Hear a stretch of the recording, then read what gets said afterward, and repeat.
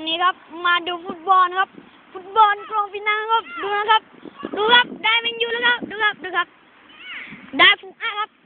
ฟุกอะเลี้ยงครับเลี้ยงไม่เป็นครับอาวันแย่งครับอาวันแย่งอยู่ครับ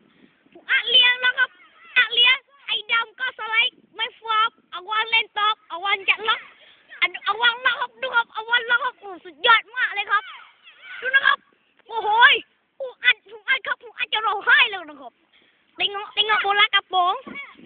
งลีหยางโอ้โหโบลากระป๋องต่อ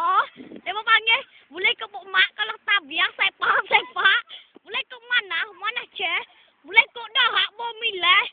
กูเจอเอาตัวแหละฮะลีหยางtuลีหยางก็tu tak nak boleh seorang mabuk lagi oh มีลุ้นนึงครับมีลุ้นครับโอ้โหครับได้อาวันเลี้ยงเลยครับดูครับอาวันเลี้ยงครับโอ้โหยอดครับประตูนี่ฟรีครับฟรีอันดับมือนั่นเลยครับดูครับฟรีจะพลาดได้ไหมครับโอ้พลาดไม่ได้ครับโอ้ยแมนยูแพ้ 1-0 ครับชนะลิเวอร์ครับโอ้โห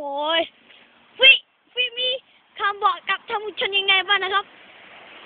ผมไม่มีอะไรครับไม่มีอะไรก็เล่นต่อเลยครับฟรีจะร้องไห้ครับที่เขาเป็นประตูไม่ไปครับมาเลี้ยงไม่ไปครับ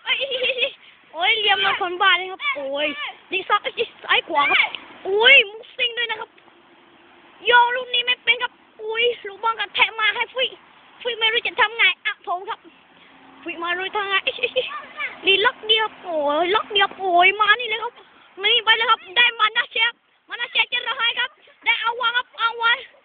ไอ้มายิงไม่เข้าอ๋อเลี้ยงครับมาลายีโอ้เหนื่อยโอ้ยทำจอบเหนื่อยมากๆเลยครับเลี้ยงไว้นะครับท่านผู้ชม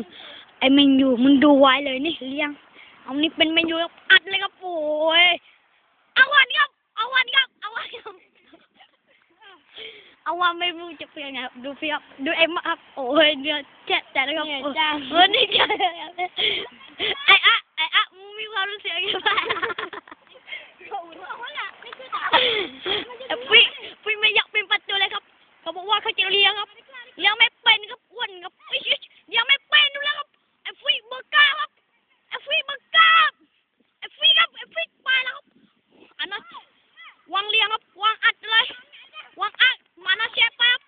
อัดก็ไม่เป็นครับโอ้ยลมเลยครับโอ้ยท่านผู้ชมครับดูครับพี่ครับมีความรู้สึกไง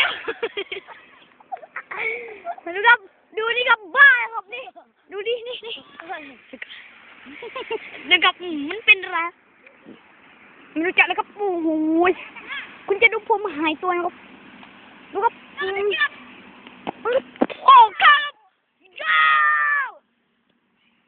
ผมจะดูผมหายตัวนะครับ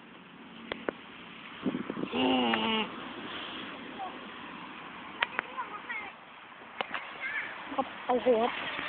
จับโอ้โยนให้เขาไปยิงครับจับรับแล้วครับอาจจะเลี้ยงไม่เป็นครับโอ้ยสลัดขาด้วยครับโอ้ยแหมเฮียเก่งมากเลยนะไอ้เฮียด้วยไอ้กูโอ้ยลูกบอลไอ้เล่นบอลไอ้ดำมาทำไมมึงทำพลาดไอ้ดำเฮ้ยสวัสดิ์ไอ้ข้าปีครับ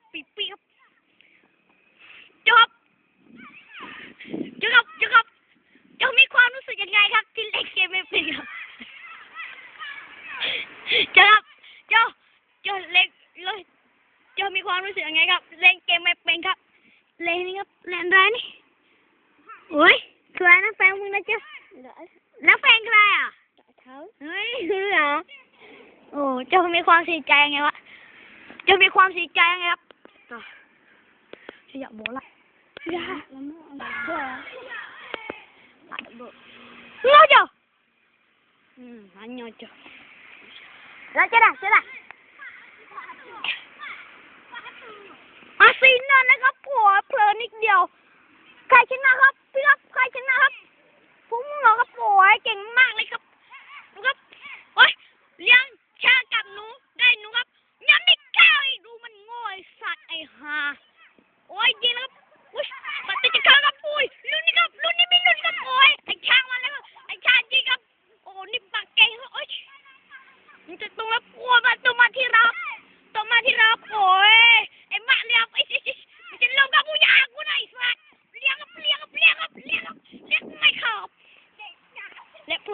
บอลใช่ไหมครับไอ้ที่เกียร์มาไอ้มึงนี่ตบแม่งนี่เฮียเนี่ยครับโอ้ยที่เกียร์พูดสุกันชา